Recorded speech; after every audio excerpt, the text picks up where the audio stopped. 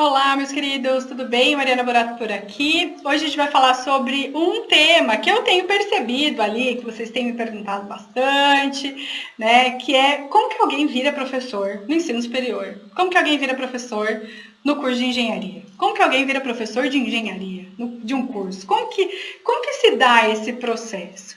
Tá? Então hoje eu vou falar sobre vídeos para falar sobre isso. Vou trazer algumas reflexões aqui para vocês também em relação, porque a formação do professor é algo que eu tenho, é um tema que eu tenho estudado bastante.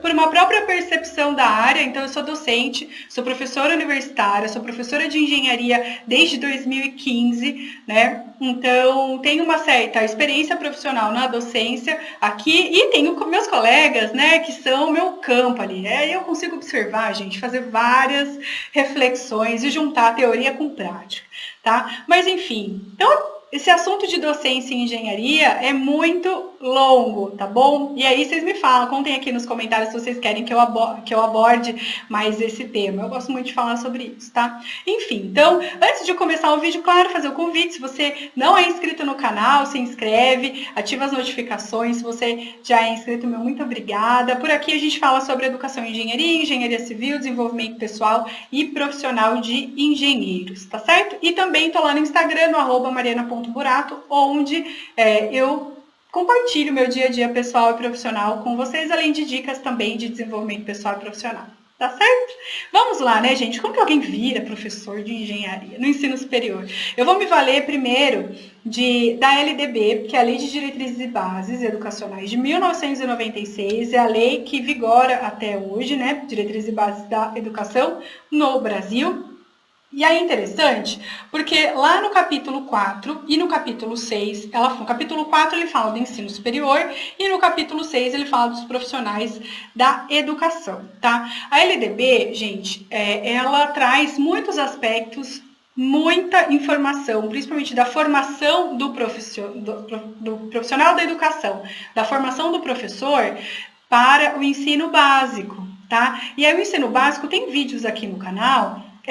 O ensino básico que vai até o ensino médio, educação infantil, educação fundamental e ensino médio, tá certo? Mas ela não fala tanto assim, não tem uma robustez falando do ensino superior, tá? E aí, quando eu falo também da formação do ensino superior e a docência em engenharia, eu vou me valer da LDB e também da diretriz de ensino de engenharia, tá? Que antes era a diretriz número de 2002 e agora a diretriz número 2 de 2019, que está vigente, tá bom? Mas vamos falar primeiro da LDB, que ela fala o seguinte, eu fiz algumas observações aqui no meu caderninho, né, gente, porque de cabeça, vocês já viram, né? Então, ele fala o seguinte, ó, o nível superior, ele dá algumas observações no artigo 65 e no artigo 66. Que ele fala assim, a formação docente, exceto para a educação superior, incluirá a prática de ensino de mínimo 300 horas. Ou seja, significa que para o ensino no nível superior, eu não preciso de uma prática. Eu não preciso de um estágio. Não precisa. Né? Aqui ele já me dá uma informação importante. Uma pessoa que sabe algo, automaticamente sabe ensinar, tá? E aí, o artigo 66, ele fala o seguinte, ó, a preparação para o exercício do magistério superior far-se-á em nível de pós-graduação, prioritamente, em programas de mestrado e doutorado. É prioritamente, não unicamente ou exclusivamente. Então, percebam o seguinte, a LDB, só isso que dá. Na LDB a gente encontra de formação de professor, só isso. Olha só, para atuar no ensino superior, tá? Então, ele me dá essa informação de, olha, o que a LDB me fala? Para eu atuar no ensino superior, basta que eu tenha um diploma de, pelo menos, de uma pós-graduação, né? E prioritamente mestrado ou doutorado, mas é prioritário, não é exclusivo. Então significa o quê? Na prática, uma pessoa que faz uma pós-graduação de nível de especialização, nível de MBA, pode atuar no ensino superior também, Tá certo? Então ele me fala isso. E então, eu tenho que ter a formação, mas eu não preciso ter a prática docente. Gente, vamos combinar que, olha, tô falando como professora aqui, tá? Não é fácil. Por quê? Como que alguém vira professor? Geralmente a gente dorme engenheiro e acorda professor. Geralmente é assim. Geralmente é assim. A gente não tem, nós, pelo menos da engenharia civil, das engenharias, e aqui eu vou falar da civil, né? Mas das engenharias como um todo, a gente não tem um preparo docente. Durante a nossa formação, a gente não tem um preparo docente para o exercício da docência, para o exercício da aula. E aí, uma outra coisa, uma outra informação, bem, que fica a critério de cada curso de pós-graduação, seja ele especialização, mestrado, doutorado, disciplinas que sejam afeitas à docência, né? Disciplinas que ensinem ali a docência. Por isso que, às vezes, a gente é colocado dentro da sala de aula, a gente fala assim, meu Deus, o que é que está acontecendo?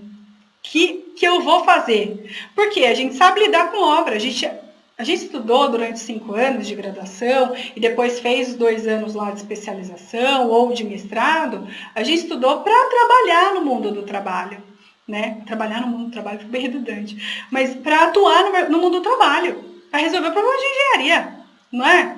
Agora, a gente virou professor, está dentro da sala de aula, às vezes com uma sala de aula imensa, com 80 alunos, eu já tive sala de aula de 100 alunos, gente.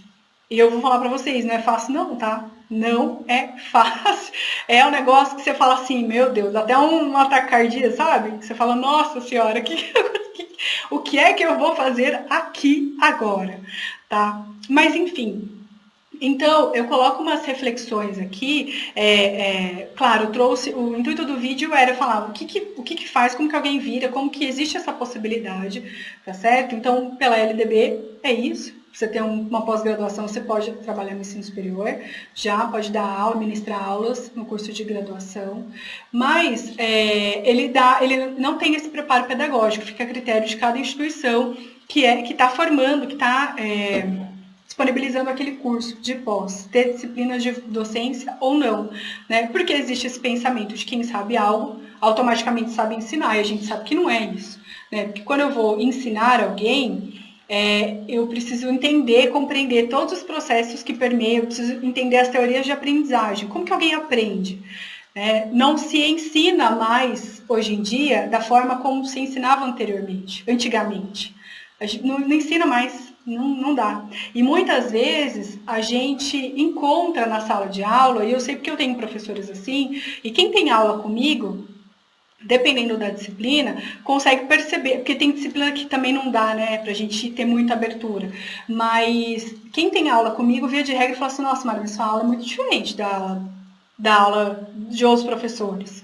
Nossa, você dá uma abertura pra gente, né, você leva a reflexão, leva a prática, leva isso, não sei o quê. Por quê? Porque eu sei que não se aprende mais como se aprendia antes, porque eu conheço de teorias da aprendizagem, né? Eu estudei teorias da aprendizagem e eu sei que enquanto docente, enquanto profissional, como nós somos professores e não tivemos, como nós somos engenheiros e não tivemos uma formação pedagógica durante a nossa graduação, durante a graduação e pós-graduação na academia,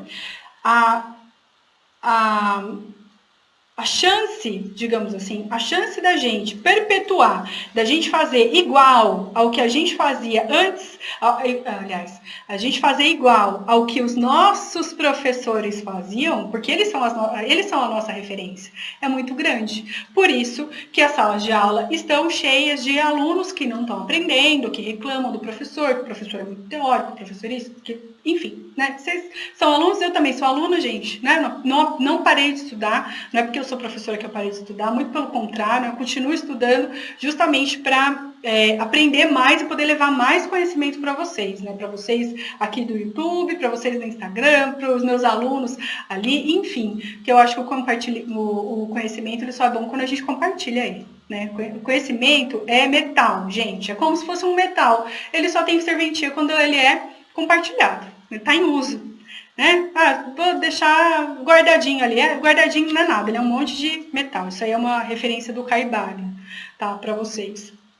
Enfim, então ele traz essa coisa de quem sabe, sabe ensinar, coloca a responsabilidade e a diretriz de ensino, tanto a de 2002 não falava da formação profissional, da formação pedagógica desse professor de engenharia, e a de 2019, que é a mais recente, ela fala da formação, só que deixa muito a critério do professor, né? Essa formação. Aqui a responsabilidade é do professor aqui, de aprender, de se desenvolver, de dar uma aula diferente, de entender esses processos. Então, veja, gente, tem toda uma série de fatores que influenciam aí, né? Eu já comentei com vocês, principalmente vocês vão encontrar no vídeo quando eu falo da diferença das instituições de ensino. Vejam, se é um profissional que atua no mercado de trabalho durante o dia, depois da noite ele vai lá e ministra a aula dele. Né? Tem incentivo nenhum, ganha por hora. Tem incentivo nenhum para entender de novos processos. Não estou julgando aqui, só estou colocando para vocês, para a gente refletir isso, né? Sabe, qual que é o incentivo que esse professor tem? Tem que ter um incentivo muito próprio dele, né? Não incentivo externo. Porque para dar uma boa aula, gente, tem que ter um incentivo muito próprio, interno mesmo, né? Não é alguém obrigando a gente a fazer algo. Para a gente correr atrás de se formar, de entender esses processos pedagógicos que permeiam ali a relação aluno-professor, que permeiam a sala de aula, tá certo? Então, tem muitos fatores que interferem aí. Tá bom? Então, eu diria que a responsabilidade cai em cima da gente. Aí vai da gente, enquanto professor, olhar e falar assim, não, peraí, eu quero ensinar, eu quero ser um professor da forma como, igual eu tive, os professores que eu tive foram bons, foram legais, eu aprendi bastante, eu aprendia mais com aquele meu colega, eu aprendia mais estudando sozinho, aprendia mais, sei lá, assistindo um vídeo e tal. Na minha época nem tinha tanto, né? Eu entrei na faculdade em 2005, então a internet era um negócio que não era para todo mundo ainda, né? Diferente de agora, diferente. Que vocês podem, aqui, agora, nós podemos ter acesso a professores do mundo todo. Está disponível ali, o conhecimento está abundante para a gente. Né? E aí cabe a nós, então cabe essa reflexão do professor. Eu quero ser um professor diferente, quero ser um professor igual e tal, e aí correr atrás, a responsabilidade passa para a gente. Então, como que a gente vira professor, como que a docência engenheira, como que alguém vira professor é isso, gente. Dorme engenheiro e acorda professor.